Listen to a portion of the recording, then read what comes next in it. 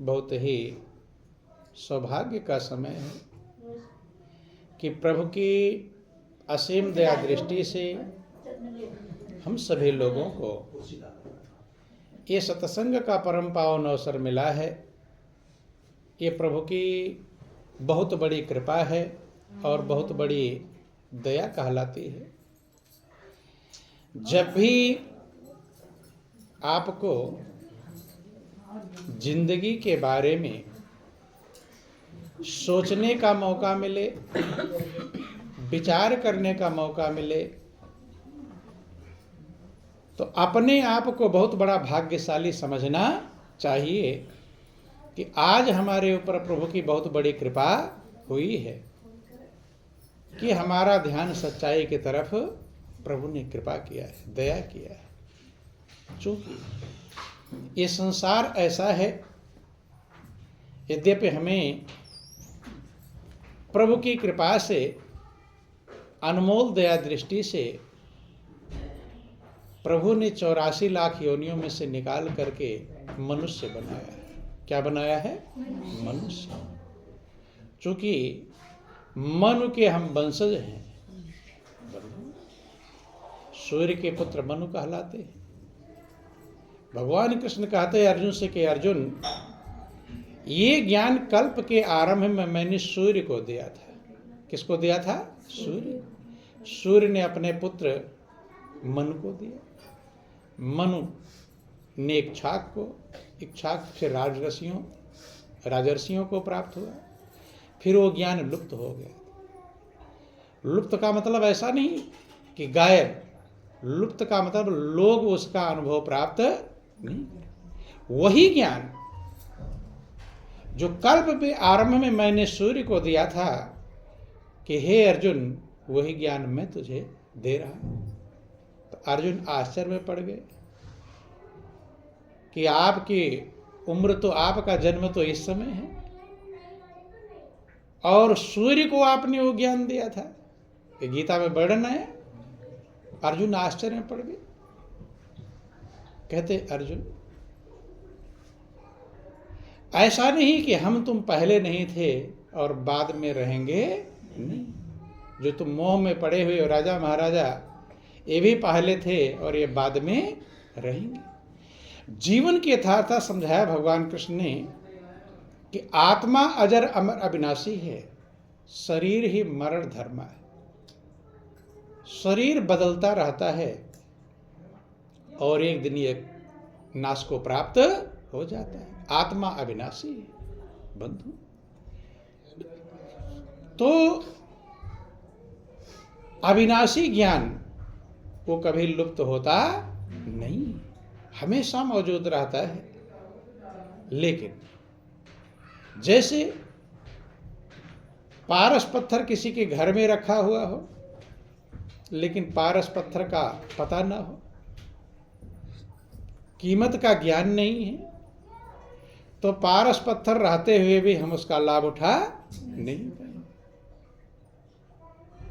अब कोई जा रहा है रास्ते में, ऐसा कोई मशीन का सामान मिल जाए जिसको आप जानते ही ना, है बहुत कीमती, कुछ कर पाएंगे उसका? कुछ नहीं, जिसका ज्ञान ही नहीं है बंधु। इसलिए भगवान कृष्ण ने कहा कि ज्ञान सर्वश्रेष्ठ है।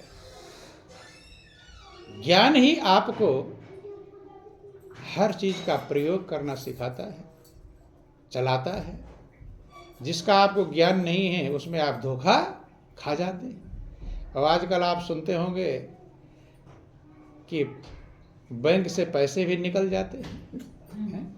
बैंक वाले फ़ोन करके पूछते हैं, कोई बैंक वाला बनकर फ़ोन करता है कि तुम्हारे खाते में ये दिक्कत है, ये परेशानी है, एटीएम का नंबर बता। नहीं, तमाम लोगों को आप सुनते रहते हैं बंधु। इसलिए ज्ञान सबसे बड़ी चीज है। जिसका आपको ज्ञान है उसकी आप संभाल करते हैं, और जिसका ज्ञान नहीं है उसकी संभाल कर पाते नहीं। जैसे छोटे छोटे बच्चे हैं,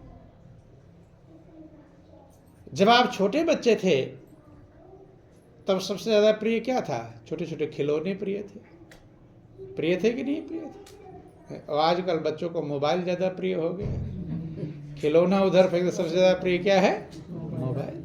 बंधु, समय समय पर व्यवस्थाएं बदलती रहती हैं। ऐसे ही आपको जो अनमोल मनुष्य का चोला मिला है, ये हल्का फुल्का नहीं, ये सृष्टि का सिरताज कहलाता है। ये जिंदगी देव दुर्लभ कहलाती है। तो जो जिंदगी देवताओं को दुर्लभ होगी, क्या वो सामान्य होगी? वो सामान्य नहीं। बंधु, आपको जो अवसर प्रभु ने दिया है वो देवताओं को भी मौजूद नहीं। देवता भी तरसते हैं मनुष्य जीवन पाने के लिए कि बड़े भाग्य मानुष तन पावा, सुर दुर्लभ सब ग्रंथ निगावा।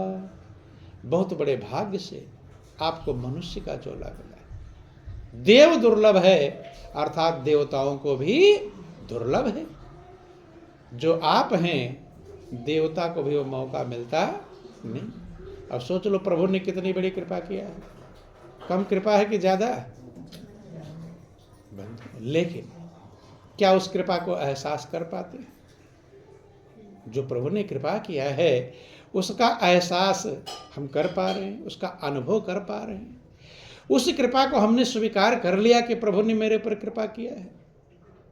जो ये स्वीकार कर पाया कि प्रभु ने मेरे ऊपर कृपा किया है, हर पल आनंद मग्न रहेगा।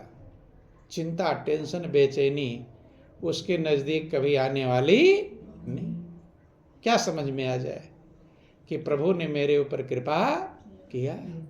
बंधु, यही समझने के लिए सत्संग की व्यवस्था होती है, ताकि आप प्रभु की कृपा को समझ सकें। बंधु, जब हमारे पुण्य के पुंज इकट्ठे होते, पुण्य की कुछ कमाई इकट्ठी होती है, तब हमें सत्संग मिलता है, संतों का संग मिलता है। रामायण वर्णन आया कि पुण्य पुंज बिनु मिलहि न संता, सतसंगति संस्कृति करयंता। बिना पुण्य के पुंज इकट्ठा हुए संत मिलते नहीं। और सही अगर आपको संत मिल जाए तो आपके संस्कृत का मतलब होता है दुख, अंत हो जाएगा। क्या हो जाएगा? क्योंकि सबसे बड़ा दुख मनुष्य के पास दो है। कौन कौन सा दुख है? आप गिनते होंगे तो बहुत दुख है, हैं? गिनती नहीं, एक दिन घर पर बैठकर गिन लेना कितने दुख हैं? तो शायद दुखों की गिनती नहीं। लेकिन महापुरुषों ने जो वर्णन किया, दो दुख सबसे बड़े बतलाए, एक जन्मना और एक मरना। जन्मत मरत दुसह दुख होई। जन्म और मृत्यु के समय असह्य दुख होता है। अभी जितने लोग बैठे हैं, मौत का नाम सुनकर घबराते हैं कि नहीं घबराते हैं? बंधु, मृत्यु से सभी डरते हैं, सबको भय है, अर्थात मरना कोई पसंद नहीं करता। बंधु, अगर खुशी होती तो सब मरने के लिए तैयार रहते। हाँ, कोई बिरला होता है जो जीवन की सच्चाई को समझ जाता है, वो जीवन और मृत्यु समान समझने लगता है। क्या समझ लगता है? समान। बंधु, कबीर ने लिखा कि या मरने से जग डरे, मेरे मन आनंद, कब मरी हो कब पाई हो पूर्ण परमानंद।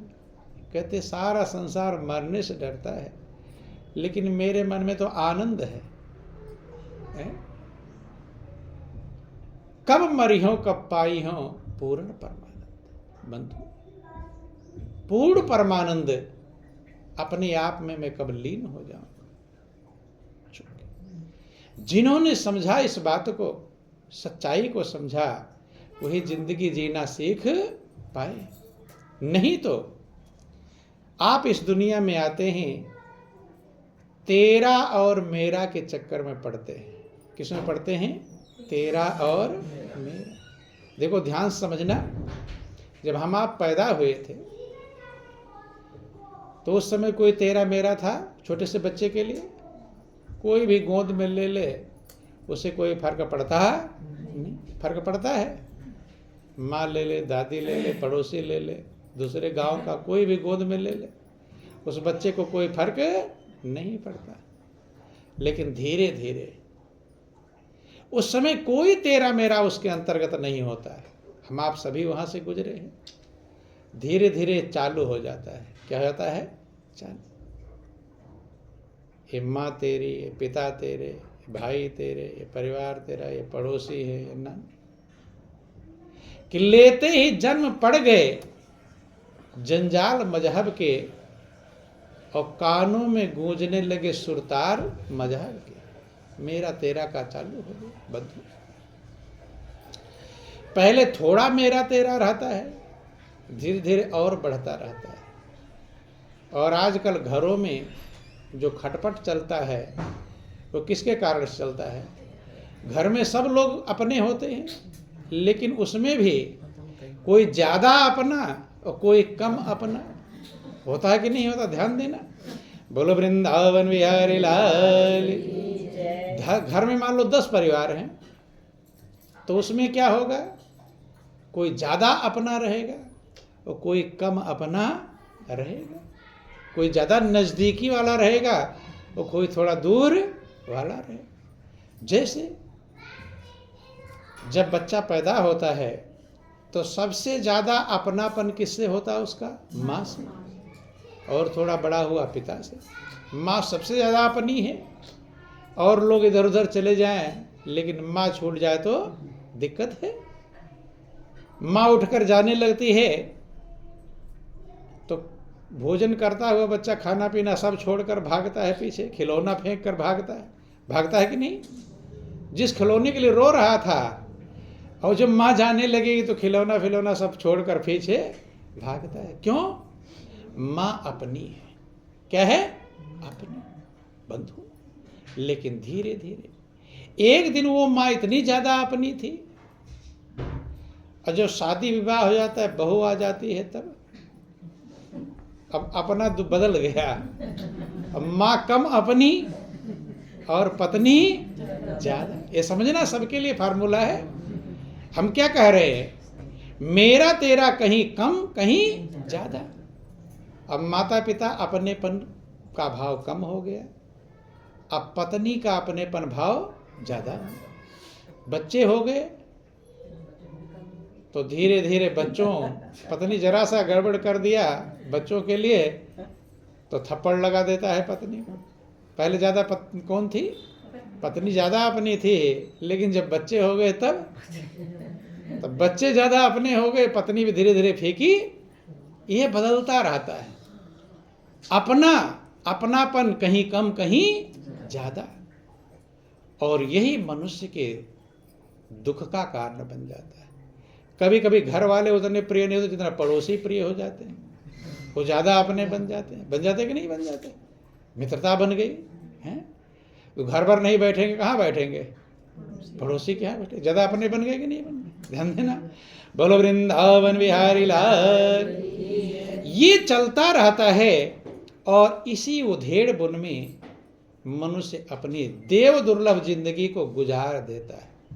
क्या कर देता है? गुजार देता है। जाल जैसे होता है, मकड़ी होती ना, मकड़ी आप लोग देखे होंगे, मकड़ी जाल तैयार करती है। सवेरे उठकर जाओ, जाल फंस जाता है, चेहरे पर कभी लग जाता है, लगता कि नहीं? वो किसने तैयार किया? आप तो सो रहे थे रात में, लेकिन मकड़ी क्या कर रही थी? जाल तैयार कर रही थी। मकड़ी जाल क्यों बनाती है मालूम है? नहीं मालूम? देखो, मकड़ी इसलिए जाल बनाती है, रास्ते में जाल बना देगी कि छोटे मोटे कीड़े पतंगे जब उड़कर आएंगे तो इस जाल में मुझे शिकार करने जाना नहीं पड़ेगा। शेर तो दौड़कर शिकार करता है, लेकिन मकड़ी जाल लगाकर, मछली मारने में भी जाल लगाते हैं ताकि मछली इसमें फंस जाए। ऐसे मकड़ी जाल लगाकर जाल तैयार करती है। पतंगा उड़कर आ रहा है, मक्खी उड़कर आ रही, मच्छर उड़कर आ रहा है। कभी कभी देखो मकड़ी के जाल में मच्छर लटके रहते हैं, मच्छर उड़कर गया लटक जाता है, मकड़ी का भोजन बन जाता है। क्या बन जाता है? ताकि यही मेरा भोजन आ जाएगा, आराम से बैठकर भोजन करूंगी और कोई मेहनत करने की जरूरत नहीं। तो जैसे मकड़ी जाल तैयार करती है, यही काम मनुष्य भी करता है। आपने जो जो किया है, किस लिए किया है? आराम से आनंद मग्न रहेंगे, इसीलिए तो, या बेचैन होने के लिए किया है? चाहे वो आपने शादी विवाह किया है आराम पाने के लिए, बेचैनी पाने के लिए, किसके लिए? आराम पाने के लिए। घर मकान बनाया है आराम पाने के लिए, कार कोठी खरीदा है आराम पाने के लिए। आराम के सामान में जो जो मनुष्य प्रयत्न करता है ताकि आनंद मग्न होकर रहेंगे, कोई चिंता फिकर मेरे पास न। इसी प्रयास में सभी लगे हुए हैं बंधु।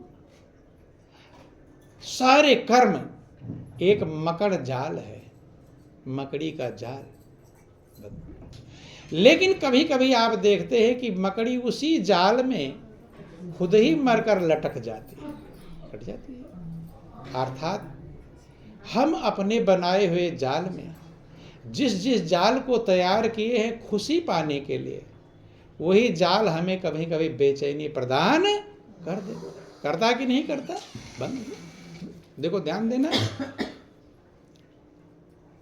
माता पिता जब बेटा बड़ा हो जाता, शादी के लायक हो जाता है, तो माता पिता चाहते हैं कि बेटे की मेरे अच्छी शादी हो जाए, अच्छा है। प्रयास करते हैं, ढूंढते हैं, एक से एक बढ़कर अपने लिए बहू ढूंढने का प्रयास करते हैं। क्या करते हैं? ढूंढते हैं, देखते हैं, पढ़ी लिखी होनी, अच्छी होनी चाहिए। किस लिए? अच्छा ढूंढते हैं कि खराब ढूंढते हैं? कोई बेटे के लिए कैसी बहू ढूंढता है, अच्छा कि खराब? खराब तो कोई ज़्यादा वैसा होगा तो भले ढूंढ ले, नहीं तो अपनी समझ से सभी लोग अच्छी बहू ही ढूंढने का प्रयास करते हैं। ढूंढते हैं कि मेरी बहू अच्छी है। और जब बहू जब आती है तो सास उसकी आरती तद उतारती है। उतारती है कि नहीं उतारती? आज मेरे घर पर लक्ष्मी आई है। क्या आई है? लक्ष्मी। स्वागत सत्कार करती है, खुश होती है। अच्छा वाला कमरा छोड़ देते हैं सास ससुर, किसके लिए? भाई बेटे की बहू आ रही है, अच्छी व्यवस्था, इसलिए तो बनाएंगे। लेकिन क्या उतना ही प्रेम बाद में रह जाता है जितना आरती उतारी थी जिस समय? बहू भी आती है, पैर छुएगी, माँ जी बोलेगी। क्या बोलेगी? ध्यान देना, बोलो वृंदावन बिहारी लाल। इतने सभ्यता से बोलेगी जैसे इतना सभ्य तो आज तक कोई दुनिया में पैदा हुआ। कब? जब नई नई बहू आएगी।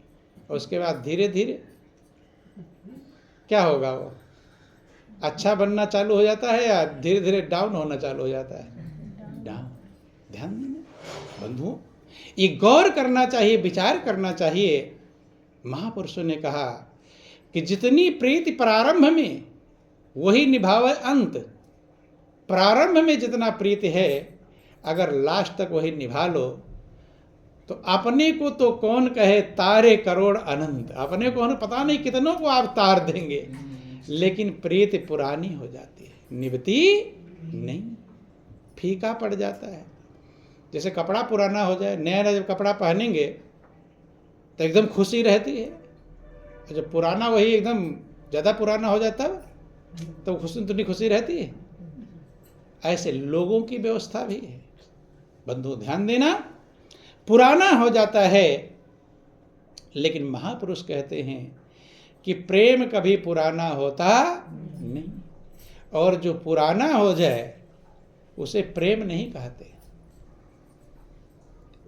उसे क्या कहते हैं? उसे मोह कहते हैं। मोह तो पुराना हो सकता है, प्रेम कभी पुराना होता। प्रेम तो नया नया दिन प्रतिदिन नवीन बनता है, नया बनता है। संतों ने समझाया कि प्रीति पुरानी न होत है, जो उत्तम से लाग, 100 बरसा जल में रहे, पत्थर न छोड़े आग। प्रीत कभी पुरानी नहीं, लेकिन उत्तम से लग जाए तब। अगर पुरानी होती है तो समझ लेना उत्तम से प्रीत लग पाई 100 बरसा। उदाहरण देते हैं कि 100 बरसा जल में रहे। पत्थर में अग्नि होती है, सबको मालूम है, 2 पत्थरों को टकराओगे चिंगारी निकलती।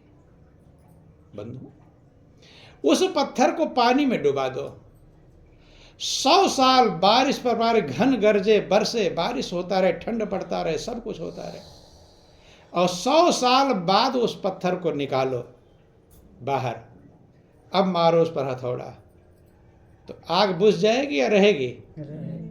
आग कभी बुझने वाली। उदाहरण दिया कि जैसे 100 साल जल में रहने के बाद, बारिश सहने के बाद पत्थर की अग्नि मंद नहीं पड़ती है, ऐसे जिसे प्रेम कहते हैं वो कभी धीमा पड़ता नहीं। प्रेम नया बनता है बंधु, लेकिन उत्तम से लगा हो तो। मीरा कहती है मेरा प्रेम तो दिन दिन बढ़त सवायो। क्या होता है? दिन दिन बढ़त सवायो, पायो जी मैंने राम रतन धन। मीरा का प्रेम बढ़ता है कि घटता है?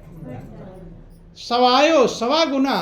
आज 1 है तो कल 1.25 हो जाएगा, बढ़ता है, और उसे ही प्रेम कहते हैं। और जब प्रेम बढ़ेगा तो आप खुश होंगे कि बेचैन? खुश। और आप अगर बेचैन होते हैं, प्रेम घटता है, तभी तो बेचैन होते हैं। जहां भी आप बेचैन होंगे तो समझ लेना हमारा प्रेम घट रहा है। क्या हो रहा है? टेंशन में आ जाते हैं, चिंता में आ जाते हैं, बेचैनी में आते हैं। प्रेम घटता है तभी तो। अगर बढ़ता होता तो बेचैन होते? फिर बेचैन होने का कोई चारा रहता नहीं, लेकिन फीका पड़ जाता है। कारण क्या होता है कि उस सच्चाई को हम समझ नहीं पाते। प्रेम जिसे कहते हैं, अगर वहां प्रेम हो जाए उत्तम, जिसका प्रेम कभी पुराना नहीं, और वो है प्रभु परमात्मा।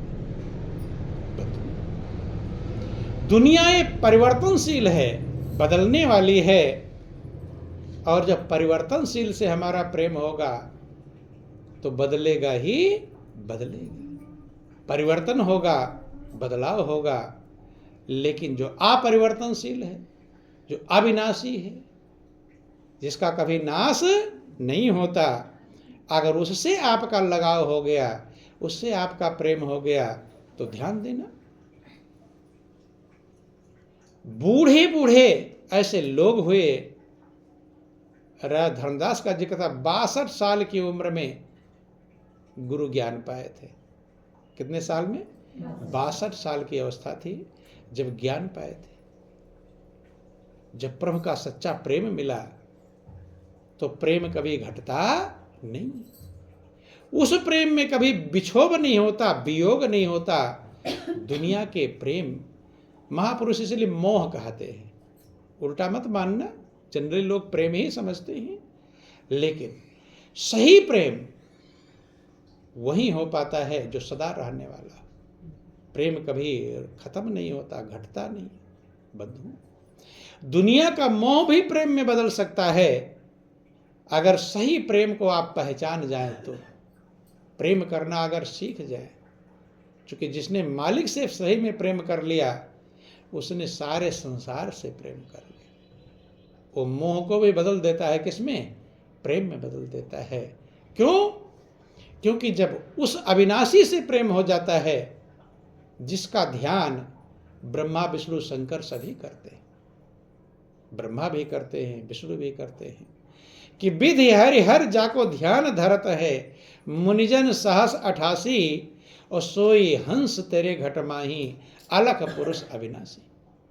जिसका ध्यान ब्रह्मा करते हैं, जिसका ध्यान विष्णु करते हैं, जिसका ध्यान शंकर करते हैं, जिसका ध्यान 33 करोड़ देवी देवता करते हैं, 88,000 ऋषि मुनि करते हैं, वो हंस का अभिप्राय आत्मा वही आपके पास है। सोई हंस तेरे घट माही, अलख पुरुष अविनाशी। वो अलख पुरुष है, वो अविनाशी है। बंधु, जब तक प्रेम नहीं हो पाएगा, दूसरों से प्रेम तब तक नहीं हो पाएगा जब तक आप स्वयं से प्रेम नहीं कर पाएंगे। ये ध्यान देना। ऐसे समझ लो, उदाहरण जैसे आपको तैरना नहीं आता है, अब एक नदी है, आपको तैरना आता नहीं, तो क्या दूसरे को पीठ पर लाद कर उस पार पहुंचा देंगे? पीठ पर बिठाकर पहुंचा देंगे? जो खुद ही तैरना नहीं आता तो दूसरे को पीठ पर लाद कर उस पार पहुंचा सकते नहीं। पहले खुद तैरना सीखना पड़ेगा। जिसको खुद नहीं, अब जिसको उर्दू पढ़ना खुद नहीं आता, वो दूसरे को पढ़ा देगा? वो खुद पढ़ा सकता नहीं। अर्थात पहले खुद सीखना पड़ेगा, तब दूसरे के लिए लागू होगा। ऐसे ही जब आप स्वयं से प्रेम कर पाएंगे, किससे प्रेम कर पाएंगे? स्वयं से। इसीलिए कहते हैं अपने आप को जानो। कहीं कहीं बार आप पढ़ते होंगे, स्वयं को जानो, अपने आप को जानो। तो आप सोचते हैं कि हम स्वयं को जानते नहीं? क्या स्वयं से प्रेम नहीं करते? स्वयं के लिए ही तो कपड़े खरीदते हैं, फल खरीदते हैं, ये करते हैं, वो स्वयं के लिए। बंधु ध्यान देना, ये जितने काम हम कर रहे हैं इस शरीर के लिए कर रहे हैं। किसके लिए कर रहे हैं? भोजन किसके लिए है? कपड़े, घर मकान, जितनी चीजें हैं, लेकिन आप शरीर नहीं हो। ये आप कभी कभी गीता में सुनते हैं। आप आत्म तत्व जो अविनाशी है, शरीर का तो नाश हो जाता है, लेकिन आप अविनाशी हैं। क्या है? आप अविनाशी हैं कि आत्मा वही रहती है, ये चोले बदल जाते हैं। आत्मा वही रहती है, ये चोले बदल जाते हैं। जैसे कि अपने शरीर से कपड़े बदल जाते हैं, वैसे कि अपने शरीर से कपड़े बदल जाते हैं। आपकी आत्मा अजर अमर अविनाशी है, उसमें कभी कोई परिवर्तन नहीं। शरीर सबके बदलते रहते हैं। बंधु, इसीलिए भगवान कृष्ण युद्ध के मैदान में, युद्ध का मैदान है, लड़ाई का समय है, अर्जुन को मोह पैदा हो गया, लड़ू या ना लड़ू। यहां तक जिक्र आता है कायर बनकर भागना चाह रहे थे युद्ध के मैदान। मैं युद्ध नहीं करूंगा, मना कर दिया था। लेकिन भगवान कृष्ण जब समझाते हैं कि अर्जुन, जो आत्मा है वो अविनाशी है, तुम आत्मस्वरूप हो, ना तुम मरने वाला है और ना मारने वाला है। ना जायते मृते, ना ये जन्म होता है आत्मा का, ना मौत होती है। मरता कौन है? शरीर, शरीर का। जब अविनाशी ज्ञान समझाया फिर भी अर्जुन को समझ में नहीं आया, तब अर्जुन कहते हैं, अर्जुन से भगवान कृष्ण कहते हैं कि हे अर्जुन, तो उस तत्व, जिस तत्व जो तेरा आत्म तत्व है, उस तत्व को जानने के लिए तत्व ज्ञान प्राप्त कर। क्या प्राप्त कर? तत्व ज्ञान। अपने आप को जान। किसको जान? अपने आप को। अभी आप क्या समझ रहे? यही मैं हूं। लेकिन कभी कभी जब आप सो जाते हैं बिस्तर पर, स्वप्न देखते हैं। क्या देखते हैं? स्वप्न देखते हैं। तो स्वप्न में आप तमाम जगहों पर विचरण करके चले जाते हैं। अगर आप शरीर ही होते तो शरीर तो यहाँ पर है, बिस्तर पर। ध्यान देना। बोलो वृंदावन बिहारी लाल की। आप का शरीर पड़ा हुआ है बिस्तर पर और आप बाजार, खेत, खलिहान सब जगह घूम आते हैं, तो आप शरीर थे या कोई और थे जो घूमने गया थे? ध्यान देना। इसका मतलब शरीर के अलावा आप कुछ है जो सारा ज्ञान प्राप्त कर लिया। स्वप्न का ज्ञान जिसे है, मैं कहाँ कहाँ गया, सवेरे उठकर बताते हैं। शरीर तो वहीं रहता है बिस्तर पर, आप देवे चौंक आते हैं बंधु।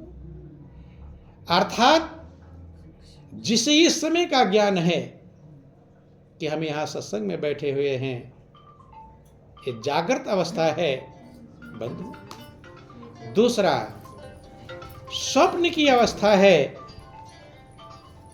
जब आप स्वप्न में विचरण करते रहते हैं, आपको पता रहता है। और तीसरा है सुषुप्त की अवस्था, गहरी निद्रा में आपको ये पता नहीं होता कि हम कहाँ सोए, घर में, आंगन में, खेत में, खलिहान में, दूसरे घर में रजाई ओढ़े, कंबल ओढ़े, याद रहता है। लेकिन एक को ज्ञान रहता है, आप कहते आज तो बहुत अच्छी नींद आई, कहते हैं जब तुम सो गए थे तो पता कौन कर रहा था इस बात का, नींद अच्छी आई। ध्यान देना, आत्मा कभी सोती, तीनों अवस्थाओं का उसे ज्ञान है, जागृत अवस्था, स्वप्न अवस्था, सुषुप्ति अवस्था, और वही आप हो। वही जगने पर बताता है कि मैंने ये स्वप्न देखा था। स्वप्न में जगने का ज्ञान नहीं होता, ज्ञान रहता है। हो सकता है स्वप्न में आप रो रहे हो, चिल्ला रहे हो, लेकिन सही में कोई दिक्कत ना हो, और जग जाते हो देखते हो कोई दिक्कत नहीं। बंधु,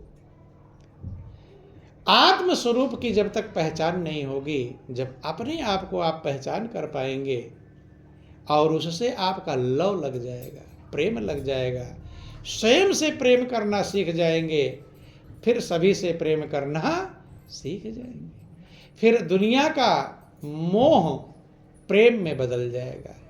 किस में बदल जाएगा? प्रेम। तुलसीदास, ध्यान देना, तुलसीदास की कहानी आप सुनते हैं,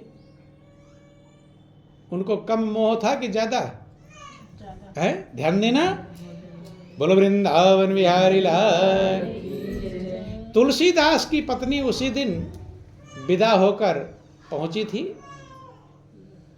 मायके गई थी। कहानी आप सब लोग जानते हैं, इसलिए कहानी समझाने की जरूरत नहीं। एक दिन भी रह नहीं पाए, आधी रात को दरवाजा खोलकर और पत्नी से मिलने के लिए चले गए। मुर्दे पर सवार होकर गए, सांप को रस्सी समझकर छत पर चढ़ गए। कहानी आप लोग जानते हैं, किंतु कितना मोह था। लेकिन जब पत्नी की फटकार लगी कि तुम नाशवान से प्रेम करते हो, किससे प्रेम करते हो? नाशवान, जो नष्ट होने वाला है, जो बदबू का भंडार है। मेरे शरीर से प्रेम करने के लिए तुम आए हो, इसके हर अंग से गंदगी ही निकलती है। क्या निकलती है? गंदगी। आंख से तो गंदगी, मुंह से तो गंदगी, नाक से तो गंदगी, कान से तो गंदगी। क्या निकलता है? गंदगी ही निकल रही है। त्वचा अस्थिर उदर में दा, सिवाय इसके नहीं कुछ भी, मुलम्मा है लगा इस पर निर धोखे की टट्टी। कहते हैं कि चमड़ा, हड्डी, मांस, खून और बाल, अगर इसी से प्रेम है तो इसमें कोई चीज पवित्र नहीं। कि लाज ना आया आपको, दौड़े आयो नाथ। रत्नावली तुलसीदास की पत्नी कहती है, आपको लाज नहीं आती, चमड़े, हड्डी, मांस से प्रेम करने के लिए जो बदबुओं का भंडार है, उससे प्रेम करने के दौड़े चले आए। लेकिन अगर इतना ही प्रेम सत्य तत्व से हो जाता है, जो आनंद का भंडार है, शांति का स्रोत है, कि अस्थि चर्म में देह यह, तामे ऐसी प्रीति, और तैसी प्रीति जो राम में, तो न होत भयभीत। जब तुम हड्डी, चमड़े, मांस के शरीर में इतना प्रेम कर सकते हो, सांप को नहीं देखा, रस्सी समझकर चढ़ गए। मुर्दे को नहीं देखा, जान की बाजी लगा दिया। बंधु, अगर इतना ही प्रेम सत्य तत्व से हो जाता, अविनाशी से हो जाता, परम तत्व से हो जाता, तो तुम्हारा भय ही खत्म हो जाता बंधु। और जब फटकार लगी तो कभी कभी फटकार काम कर जाती है, कर जाती कि नहीं बंधु। लेकिन सच्चा विवेकवान हो, फटकार काम कर गई। तुलसीदास लौट पड़े तो नदी किनारे जब पहुंचते हैं, सोचे कि नाव को बांध कर आया हो किनारे झाड़ झंखाड़ में, तो देखा सुबेरा हो गया था। देखा कि वो नाव नहीं, वो क्या थी, मुर्दा। और अपने आप को धिक्कारा कि मैं कितना बड़ा अज्ञानी हूं, मुर्दे पर सवार होकर नदी पार कर गया है। इतना बड़ा अज्ञानी कोई भी नहीं बंधु। सांप को पकड़कर चढ़ गया। जब मनुष्य आपको अपनी अज्ञानता का बोध होता है, विचार करता, तभी उसे ज्ञान होता है। और जब तक आप खुद ही ज्ञानवान समझेंगे, तब तक ज्ञान होने वाला नहीं बंधु। जो लोग महान बने हैं, उन्होंने अपने आप को पहले अज्ञानी समझा। क्या समझा? अज्ञानी। तभी तो ज्ञान मिलेगा। और ज्ञानी ही है तो भाई, कागज है और कागज पर लिखा हुआ हो तो दोबारा लिख पाएंगे? या तो नया कागज लाओ, या तो उसको मिटाओ। पहले क्या करो? मिटाओ। ऐसे ही जब तक हमने ये समझ लिया कि मैं ज्ञानी हूं, होशियार हूं, तब तक ज्ञान आएगा कहां से? हृदय भरा हुआ है। कोई चीज भरा हुआ हो घड़े में, अब उसे दूसरा कैसे डालेंगे? पहले उसे निकालना पड़ेगा। तुलसीदास ने समझ लिया, मेरे समान बेवकूफ दुनिया में कोई भी नहीं है। मैं बहुत बड़ा अज्ञानी हूं। मुर्दे पर सवार होकर जा रहा हूं पत्नी से मिलने, सांप को पकड़कर चढ़ रहा हूं। और जैसे जिस समय, ध्यान देना, जिस पल आपको लगेगा कि मैं अज्ञानी हूं, वहीं से ज्ञान प्रारंभ हो जाएगा। ज्ञान और कहीं से आता नहीं, आपके अंदर से ही चालू होता है। अज्ञान समझने की दशा में ज्ञान चालू होता है बंधु। चालू हो गया, अब मोह गायब हो गया। अब किसकी तरफ चल पड़े? सत्य की तरफ चल पड़े, सत्य को ढूंढने निकल पड़े। अब जब चल पड़े, तब उन्हें मिल गए गुरु नरहर दास। कौन मिल गए? नरहर दास। उन्होंने लिखा अपने रामचरितमानस में कि बंदौ गुरुपद कंज, कृपा सिंधु नर रूप हरि, महामोह तम पुंज, जासु बचन रवि कर निकर। कि मैं गुरु महाराज जी के कमलोच्चरणों की वंदना करता हूं, जिनकी कृपा सूर्य की किरण के समान है। सूर्य की किरण जैसे निकलती है, तो कहां क्या है सामान रखा, जहां अंधकार रहता है, कुछ पता नहीं चलता कहां क्या है कहां नहीं है। अब आप सब आपको दिखाई पड़ने लगता है। ठीक ऐसे है, जब गुरु की कृपा मिलती है, तो अंदर का जो अज्ञान है वो गायब हो जाता है। क्या होता है? गायब। और ज्ञान का प्रकाश मिलता है। जब ज्ञान का प्रकाश मिलता है, तो आपके अंदर क्या क्या खजाना है आपको पता चलने लगता है बंधु। कि जथा सुवंजन अंजदृक साधक सिद्ध सुजान, और कौतुक देखत शैल बन, भूतल भोरी निधान। बंधु कहते, गुप्त प्रकट जहां जो जय खाने, गुप्त हो चाहे प्रकट हो, आपके आत्म तत्व में जो खजाना है वो प्रकट हो जाता है। पूरा का पूरा खजाना आपके पास है, जो किसी के पास है। जो आज तक किसी ने पाया, वो आपके पास पूरा ही पूरा है, वहां कोई कमी नहीं बंधु। लेकिन कमी क्या है? लोग आनंद मग्न हो गए, फिर आनंद मग्न क्यों नहीं हो पाते? ऐसे उदाहरण से समझ लीजिए, गीजे से तमाम सारे दीपक बना दिए गए हैं, उसमें घी भी है, बत्ती भी लगी हुई है और दीपक भी है, सब कुछ लगा हुआ है, लेकिन वो दीपक रोशनी फैला नहीं पाएगा। कब फैलाएगा? जब दूसरा जलता हुआ दीपक उसके संपर्क में आ जाए। दीपावली पर आप मोमबत्ती जलाते हैं, ये दीपक जला, जो भी जलाते होंगे, तो जितने दीपक तैयार कर लेते हैं किसी न किसी मोमबत्ती से उसको जलाते होंगे। क्या करते होंगे? दीपक तो सब हैं, सबके अंदर वही तेल बत्ती भरी पड़ी है, लेकिन जलता हुआ जब मोमबत्ती या दीपक उसमें टच होगा, संपर्क में आएगा, तब वो रोशनी फैलाना शुरू कर देगा और तब तक खुद भी अंधेरे में रहेगा। ये ध्यान देना, यही हाल है। सबके पास वही के, सबके पल्ले लाल है और सब ही साहूकार, गांठ खोल परखा नहीं या विद्रहा कंगा। कि सबकी गठरी लाल है, कि भीखा भूखा कोई नहीं, सबकी गठरी लाल, और गठरी खोलना भूल गए इस विद्रहे कंगाल। आपके गठरी में सबके लाल ही लाल भरा हुआ है, लेकिन खोलेंगे कैसे? बस इतना ही है। और यही काम गुरु का है। गुरु ने अपने खजाने को, अपने दीपक को प्रज्वलित कर रखा है। क्या कर रखा है? प्रज्वलित कर रखा है। और इसलिए गुरु के संपर्क में आने की जरूरत है। जब तक गुरु के संपर्क में नहीं आएंगे तो चाहे कितना बड़ा दीपक हो, कितना घी डला, बत्ती डला हुआ हो, लेकिन वो खुद अंधेरे में रहेगा और दूसरे को क्या प्रकाश फैला पाएगा? बात समझ में आ गई? इसीलिए सब गुरु के पास गए। इसलिए कहा सदगुरु के बिना राह न पावे कोई। सदगुरु के बिना कोई भी राह। बड़े बड़े विद्वान हो गए, बड़े बड़े अवतारी सत्ताएं राम और कृष्ण भी आए, लेकिन वे भी गुरु की शरण में गए। कि जब लग चकमक लागे नहीं, अग्नि प्रकट कैसे हुई, और सदगुरु के बिना राह न पावे कोई। बस एक यही काम है, खजाने में कोई कमी नहीं। जो आत्मा तो हमारे अंदर, वही आपके अंदर, राम के अंदर, जो कृष्ण के अंदर, जो शंकर, देवी, दुर्गा, पार्वती, लक्ष्मी, जो सबके अंदर है, वही आपके अंदर।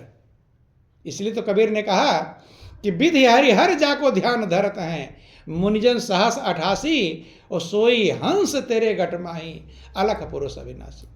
जिसका ध्यान विधि माने ब्रह्मा, हरि माने विष्णु, हर माने शंकर, 88,000 ऋषि मुनि, 33 करोड़ देवता ध्यान करते हैं, सोई हंस माने आत्मा। वही आत्मा आपके पास है। भगवान कृष्ण गीता में कहते हैं, हे अर्जुन, सबके देह में स्थित जो आत्मा वो परमात्मा स्वरूप ही है, लेकिन उसके लिए उस चकमक की जरूरत है जिससे वो प्रज्वलित हो जाए, प्रकाशित हो जाए। कि जब लग चकमक लागे नहीं, अग्नि प्रकट कैसे हुई, सदगुरु के बिना राह न पावे कोई। तब आप अपनी आत्मा से प्रेम करना सीख पाएंगे। किससे प्रेम करना सीख पाएंगे? आत्मा से। बंधुओं ध्यान देना। और जैसे अपनी आत्मा से आपको प्रेम होगा तो सबकी आत्मा एक है। क्या है? सभी की आत्मा एक है। और अपनी आत्मा से प्रेम होते ही सबसे प्रेम चालू हो जाएगा।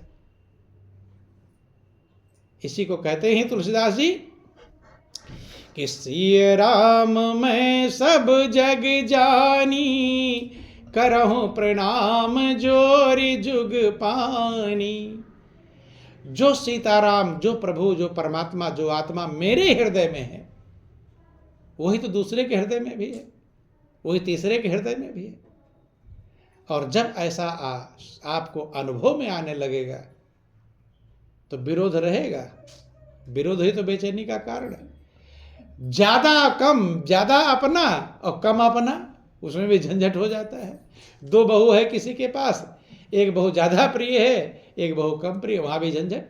ज्यादा और कम बाहर में होता है, अंदर में ज्यादा बाहर होता नहीं, वहां एक रहता है। बंधु कि सतगुरु नाम की हो जहां रोशनी, वहां रहता कभी भी अंधेरा नहीं। और तू ही तू की जहां धुन बजने लगे, वहां होता कभी तेरा मेरा नहीं। इससे जब आप उस गहराई में उतरेंगे, आप तत्व की गहराई में उतरेंगे, तो ये कम हो जाएगा। चलो पूरा ना खत्म हो, थोड़ा भी कम हो जाएगा तो लाभ मिलने लगेगा, अशांति कम होने लगेगी। लेकिन इसलिए भगवान कृष्ण अर्जुन ज्ञान दिए, समझाया कि अर्जुन जो आप तो तेरे अंदर वही मेरे अंदर है, और वही ब्राह्मण गैया स्वान में देखे मेरा रूप। ब्राह्मण में, गाय में, कुत्ते में, चांडाल में, सब में मेरा ही रूप देख। अर्थात फिर तो जिससे द्वेष कर रहा है, जिससे ईर्ष्या कर रहा है, ना काहू से दोस्ती ना काहू से बैर, एक बराबर हो जाएंगे बंधु। लेकिन पूरा बराबर ना हो पाओ, थोड़ा तो अंतर आ ही जाना चाहिए। थोड़ा भी अंतर बहुत बड़ा लाभ कर देता है बंधु। डूबते को तिनके का सहारा भी काफी होता है। इसलिए आपके पास जो खजाना है, हर संत महापुरुष ने ये समझाया कि आपके पास अनमोल खजाना है। आप लोग सुनते हैं कि नहीं? खजाना ना समझो, आप ये समझ लो कि तुम्हारे हृदय में प्रभु हैं। ये सुनते हैं कि नहीं सुनते? कस्तूरी कुंडल बसे मृग ढूंढे बन माही, ऐसे घट घट राम है दुनिया जानने। किसी ने उसी को खजाना कहा, किसी ने उसको प्रभु कहा, किसी ने उसी को आत्मा कहा, किसी ने उसको तमाम अनेक अनेक विशेषणों से संबोधित किया, और वही आपका निजी है। ध्यान देना, कहते हैं अपना निजी मकान हो जाए तो अच्छा रहेगा, कहते हैं, लेकिन ये मकान भी निजी नहीं, एक दिन छोड़कर चले जाओ होता था, बनते बनते चले जाते हैं। बहुत लोग कहते निजी मकान बना रहे हैं, अब पूरा मकान बनाने पहले चले गए। एक मकान ऐसा है जो आपका निजी है, और वो आत्म तत्व है बंधु। वो ना कोई छुड़ा पाएगा, ना कभी तुम छोड़ पाओगे। वो जहां साथ ही साथ रहेगा, उस पर कब्जा कर लो, वो अपना बना लो बंधुओं। वही आपका संगी है, साथी है, हितैषी है। लेकिन वहां पहुंचने के लिए सदगुरु के बिना रास्ता मिलने वाला नहीं। एक छोटा सा भजन है, फिर आप लोग का टाइम भी हो गया। बोल